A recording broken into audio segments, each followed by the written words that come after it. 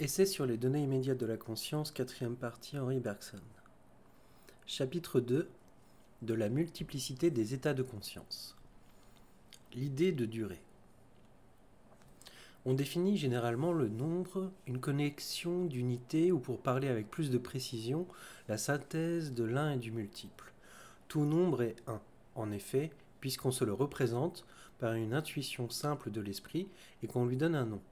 Mais cette unité est celle d'une somme, elle embrasse une multiplicité de parties qu'on peut considérer isolément.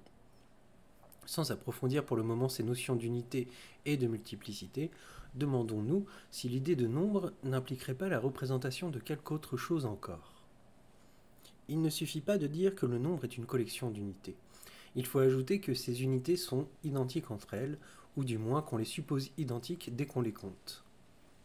Sans doute on comptera les moutons d'un troupeau et l'on dira qu'il y en a 50, bien qu'ils se distinguent les uns des autres, et que le berger les reconnaisse sans peine.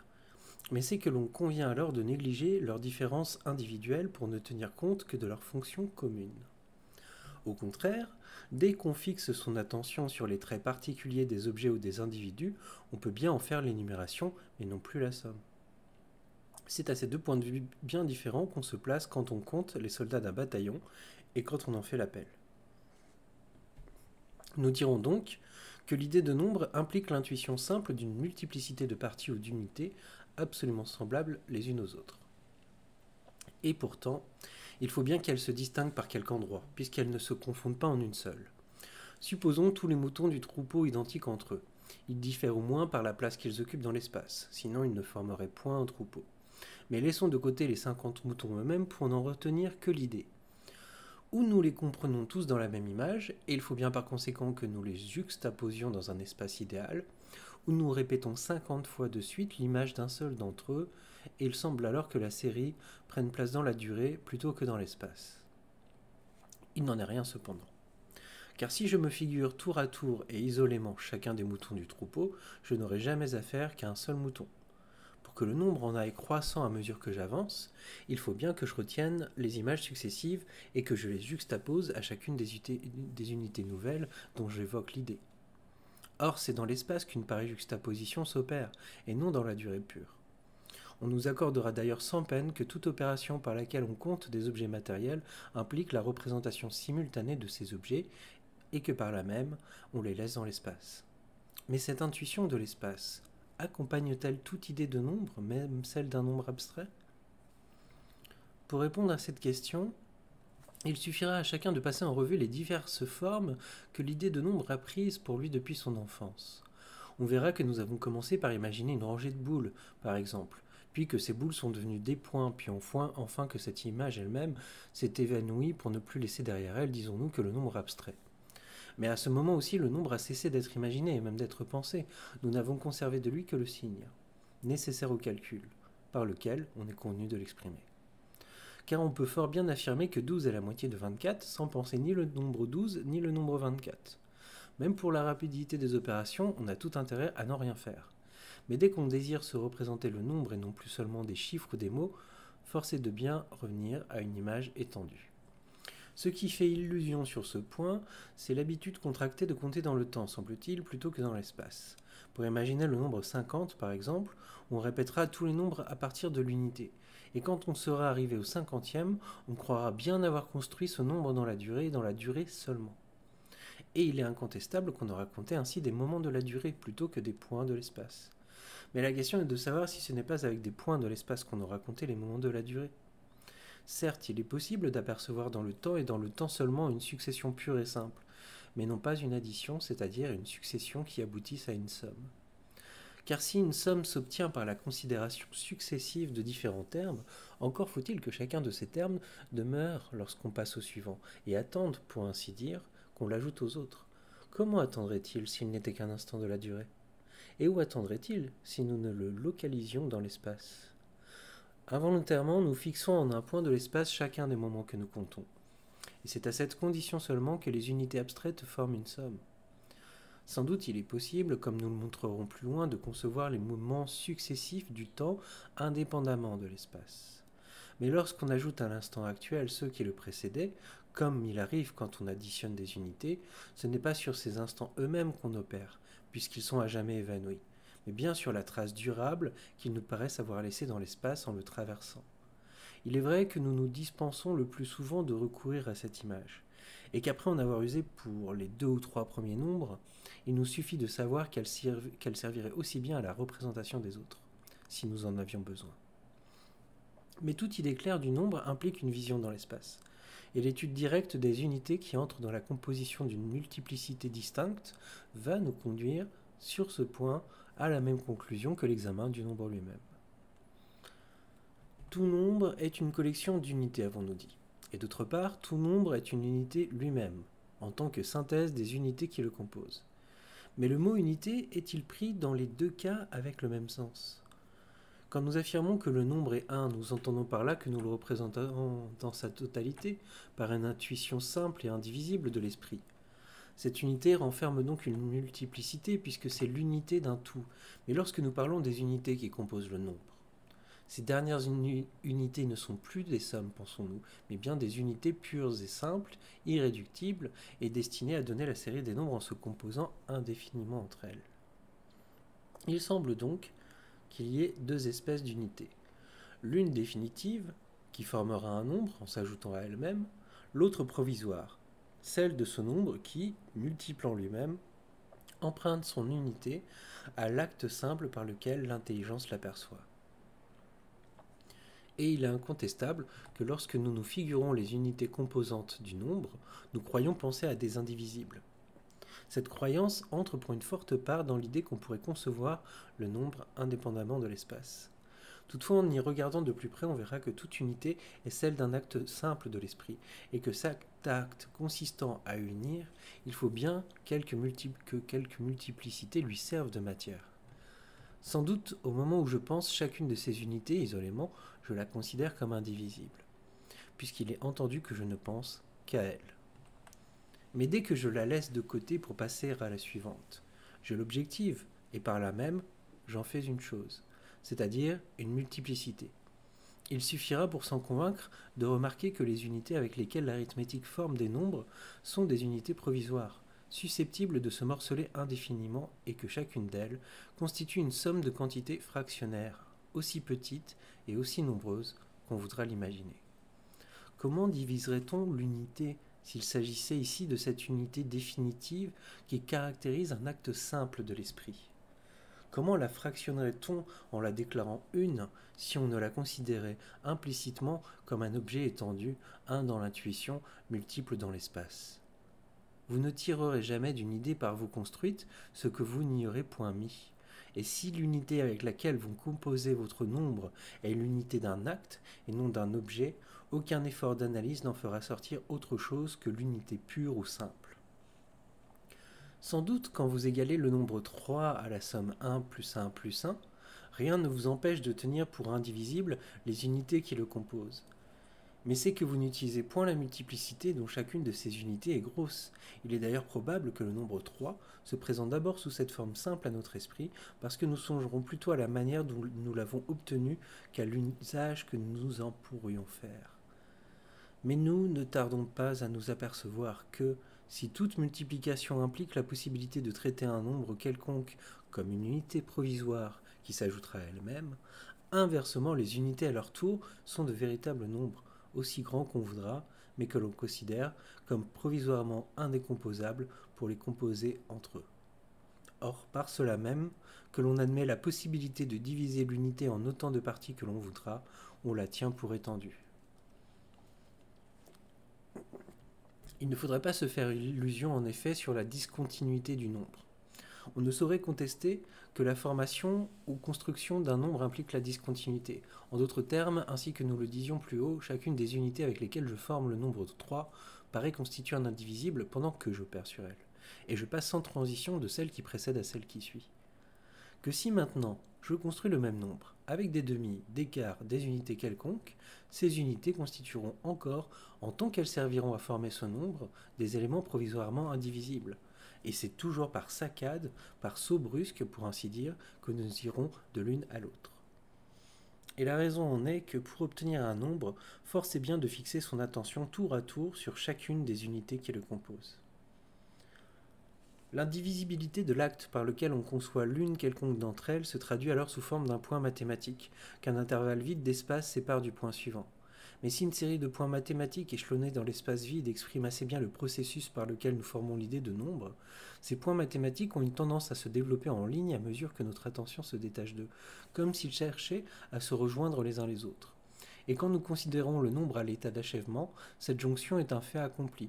Les points sont devenus des lignes, les divisions se sont effacées, l'ensemble présente tous les caractères de la continuité. C'est pourquoi le nombre, composé selon une loi déterminée, est décomposable selon une loi quelconque. En un mot, il faut distinguer entre l'unité à laquelle on pense et l'unité qu'on érige en chose après y avoir pensé, comme aussi entre le nombre en voie de formation et le nombre une fois formé. L'unité est irréductible pendant qu'on la pense, et le nombre est discontinu pendant qu'on le construit. Mais dès que l'on considère le nombre à l'état d'achèvement, on l'objective, et c'est précisément pourquoi il apparaît alors indéfiniment divisible. Remarquons en effet que nous appelons subjectif ce qui paraît entièrement et adéquatement connu, objectif ce qui est connu de telle manière qu'une multitude toujours croissante d'impressions nouvelles pourrait être substituée à l'idée que nous en avons actuellement. Ainsi, un sentiment complexe contiendra un assez grand nombre d'éléments plus simples. Mais tant que ces éléments ne se dégageront pas avec une netteté parfaite, on ne pourra pas dire qu'ils étaient entièrement réalisés. Et, dès que la conscience en aura la perception distincte, l'état psychique qui résulte de leur synthèse aura par là même changé.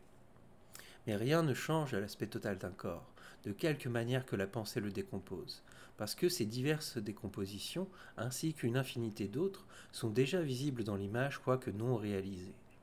Cette aperception actuelle, et non pas seulement virtuelle, de subdivision dans l'indivisé, est précisément ce que nous appelons objectivité.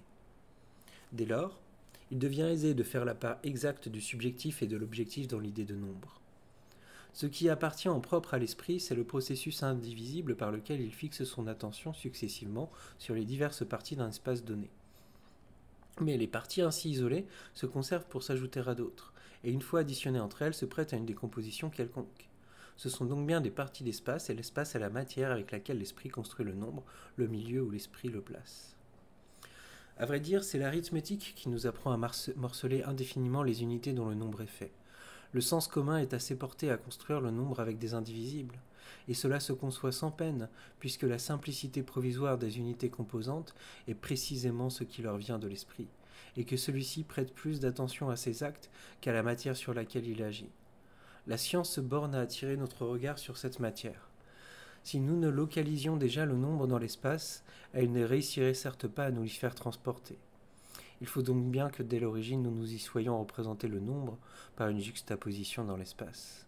C'est la conclusion à laquelle nous avions abouti d'abord, en nous fondant sur ce que toute addition implique une multiplicité de parties perçues simultanément. Or, si l'on admet cette conception du nombre, on verra que toute chose ne se compte pas de la même manière, et qu'il y a deux espèces bien différentes de multiplicité. Quand nous parlons d'objets matériels, nous faisons allusion à la possibilité de les voir et de les toucher. Nous les localisons dans l'espace. Dès lors, aucun effort d'invention ou de représentation symbolique ne nous est nécessaire pour les compter. Nous n'avons qu'à les penser séparément d'abord, simultanément ensuite, dans le milieu même où ils se présentent à notre observation. Il n'en est plus de même si nous considérons des états purement affectifs de l'âme, ou même des représentations autres que celles de la vue et du toucher. Ici, les termes n'étant plus donnés dans l'espace, on ne pourra guère les compter, semble-t-il, a priori, que par quelques processus de figuration symbolique. Il est vrai que ce mode de représentation paraît tout indiquer lorsqu'il s'agit de sensations, dont la cause est évidemment située dans l'espace. Ainsi, quand j'entends un bruit de pas dans la rue, je vois confusément la personne qui marche. Chacun des sons successifs se localise alors en un point de l'espace, où le marcheur pourra poser le pied. Je compte mes sensations dans l'espace même où leur cause tangible s'aligne. Peut-être quelques-uns comptent-ils d'une manière analogue les coups successifs d'une cloche lointaine, leur imagination se figure la cloche qui va et qui vient, cette représentation de nature spatiale leur suffit pour les deux premières unités. Les autres unités suivent naturellement, mais la plupart des esprits ne procèdent pas ainsi. Ils alignent les sons successifs dans un espace idéal et s'imaginent compter alors les sons dans la pure durée. Il faut pourtant s'entendre sur ce point. Certes, les sons de la cloche m'arrivent successivement, mais de deux choses l'une. Ou je retiens chacune de ces sensations successives pour l'organiser avec les autres et former un groupe qui me rappelle un air ou un rythme connu, alors je ne compte pas les sons, je me borne à recueillir l'impression, pour ainsi dire qualitative, que leur nombre fait sur moi. Ou bien, je me propose explicitement de les compter. Et il faudra bien alors que je les dissocie, et que cette dissociation s'opère dans quelques milieux homogènes où les sons, dépouillés de leur qualité, vidés en quelque sorte, laissent des traces identiques de leur passage. Reste à savoir, il est vrai, si ce milieu est du temps ou de l'espace. Mais un moment du temps, nous le répétons, ne saurait se conserver pour s'ajouter à d'autres. Si le son se dissocie, c'est qu'il laisse entre eux des intervalles vides.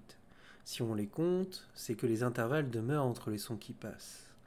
Comment ces intervalles demeureraient-ils s'ils étaient durée pure et non pas espace? C'est donc bien dans l'espace que s'effectue l'opération. Elle devient d'ailleurs de plus en plus difficile à mesurer à mesure que nous pénétrons plus avant dans les profondeurs de la conscience. Ici, nous nous trouvons en présence d'une multiplicité confuse de sensations et de sentiments que l'analyse seule distingue. Leur nombre se confond avec le nombre même des moments qu'ils remplissent quand nous les comptons. Mais ces moments susceptibles de s'additionner entre eux, ce sont encore des points de l'espace. D'où résulte enfin qu'il y a deux espèces de multiplicité. Celle des objets matériels qui forment un nombre immédiatement et celle des faits de conscience qui ne sauraient prendre l'aspect d'un nombre sans l'intermédiaire de quelques représentations symboliques où intervient nécessairement l'espace. À vrai dire, chacun de nous établit une distinction entre ces deux espèces de multiplicité quand il parle de l'impénétrabilité de la matière. On érige parfois l'impénétrabilité en propriété fondamentale des corps, connue de la même manière et admise au même titre que la pesanteur ou la résistance par exemple. Cependant, une propriété de ce genre, purement négative, ne saurait nous être révélée par les sens. Même certaines expériences de mélange et de combinaison nous amèneraient à la révoquer en doute, si notre conviction n'était faite sur ce point. Imaginez qu'un corps pénètre un autre corps, vous supposerez aussitôt dans celui-ci des vides, où les particules du premier viendront se loger. Ces particules, à leur tour, ne pourront se pénétrer que si l'une d'elles se divise pour remplir les interstices de l'autre. Et notre pensée continuera cette opération indéfiniment plutôt que de se représenter deux corps à la même place. Or, si l'impénétrabilité était réellement une qualité de la matière connue par les sens, on ne voit pas pourquoi nous éprouverions plus de difficultés à concevoir deux corps se fondant l'un dans l'autre qu'une surface sans résistance ou un fluide impondérable.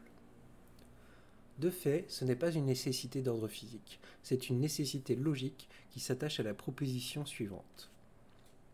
Deux corps ne sauraient occuper en même temps le même lieu. L'affirmation contraire enferme une absurdité qu'aucune expérience concevable ne réussirait à dissiper. Bref, elle implique contradiction. Mais cela ne revient-il pas à reconnaître que l'idée même du nombre 2, ou plus généralement d'un nombre quelconque, renferme celle d'une juxtaposition dans l'espace? Si l'impénétrabilité passe le plus souvent pour une qualité de la matière, c'est parce que l'on considère l'idée du nombre comme indépendante de l'idée d'espace. On croit alors ajouter quelque chose à la représentation de deux ou plusieurs objets en disant qu'ils ne sauraient occuper le même lieu. Comme si la représentation du nombre 2, même abstrait, n'était pas déjà, comme nous l'avons montré, celle de deux positions différentes dans l'espace. Poser l'impénétrabilité de la matière, c'est donc simplement reconnaître la solidarité des notions de nombre et d'espace, c'est énoncer une propriété du nombre plutôt que de la matière. Pourtant, on compte des sentiments, des sensations, des idées, toutes choses qui se pénètrent les unes et les autres et qui, chacune de son côté, occupent la mente tout entière? Oui, sans doute, mais précisément parce qu'elles se pénètrent. On ne les compte qu'à la condition de les représenter par des unités homogènes, occupant des places distinctes dans l'espace, des unités qui ne se pénètrent plus par conséquent. L'impénétrabilité fait donc son apparition en même temps que le nombre. Et lorsqu'on attribue cette qualité à la matière pour la distinguer de tout ce qui n'est point elle, on se borne à énoncer, sous une autre forme, la distinction que nous établissions plus haut entre les choses étendues qui se peuvent traduire immédiatement en nombre et les faits de conscience qui impliquent d'abord une représentation symbolique dans l'espace. Il convient de s'arrêter sur ce dernier point. Si pour compter les faits de conscience, nous devons les représenter symboliquement dans l'espace, n'est-il pas vraisemblable que cette représentation symbolique modifiera les conditions normales de la perception interne? Rappelons-nous ce que nous disions un peu plus haut de l'intensité de certains états psychiques.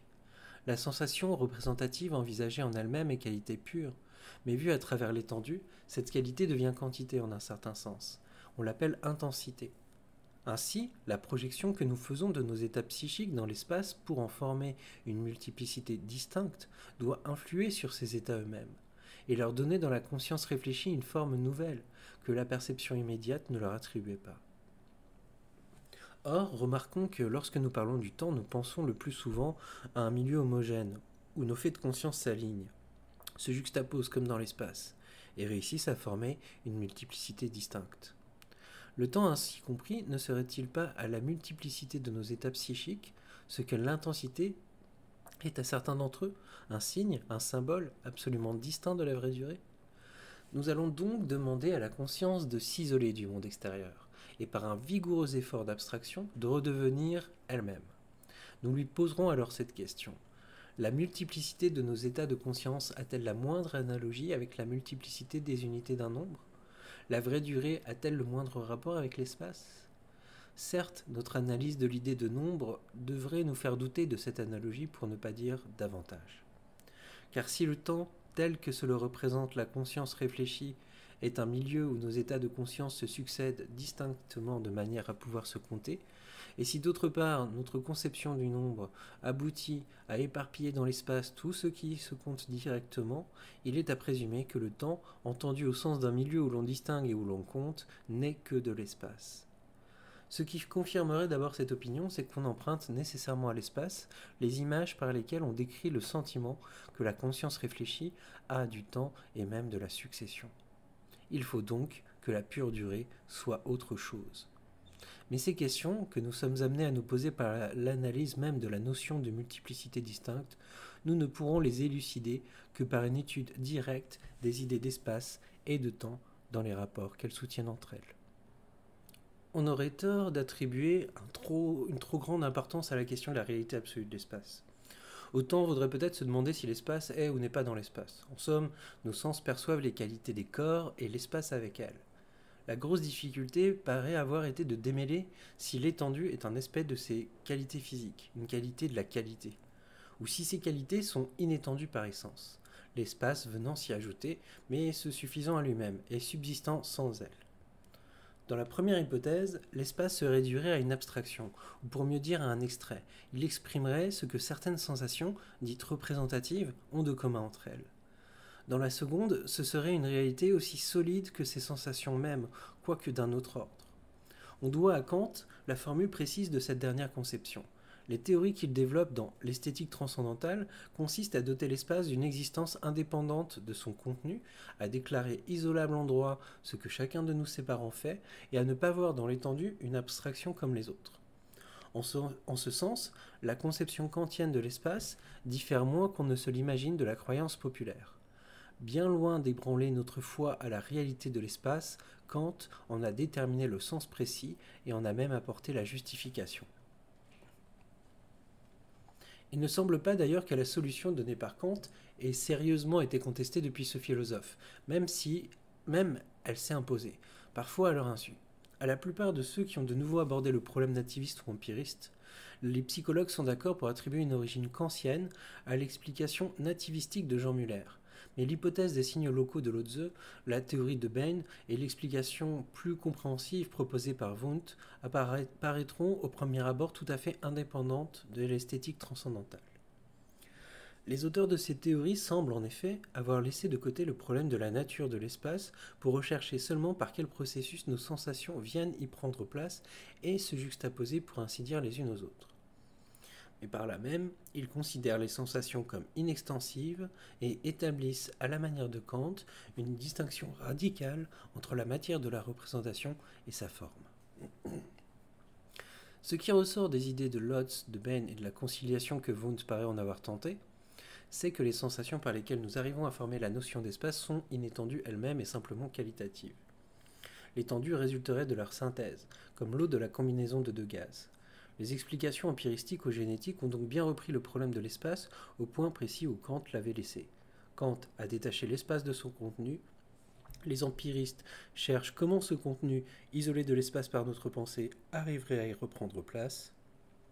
Il est vrai qu'ils paraissent avoir méconnu ensuite l'activité de l'intelligence, et qu'ils inclinent visiblement à engendrer la forme extensive de notre représentation par une espèce d'alliance des sensations entre elles. L'espace sans être extrait des sensations résulterait de leur coexistence. Mais comment expliquer une pareille jeunesse sans une intervention active de l'esprit? L'extensif diffère par hypothèse de l'inextensif. Et à supposer que l'extension ne soit qu'un rapport entre des termes inextensifs, encore faut-il que ce rapport soit établi par un esprit capable d'associer ainsi plusieurs termes. En vain, on alléguera l'exemple des combinaisons chimiques, où le tout paraît revêtir de lui-même une forme et des qualités qui n'appartenaient à aucun des atomes élémentaires. Cette forme, ces qualités naissent précisément de ce que nous embrassons la multiplicité des atomes dans une aperception unique. Supprimez l'esprit qui opère cette synthèse et vous anéantirez aussitôt les qualités, c'est-à-dire l'aspect sous lequel se présente à notre conscience la synthèse des parties élémentaires. Ainsi, des sensations inextensives resteront ce qu'elles sont, sensations inextensives, si rien ne s'y ajoute. Pour que l'espace naisse de leur coexistence, il faut un acte de l'esprit qui les embrasse toutes à la fois et les juxtapose. Cet acte sui generis ressemble assez à ce que Kant appelait une forme a priori de la sensibilité.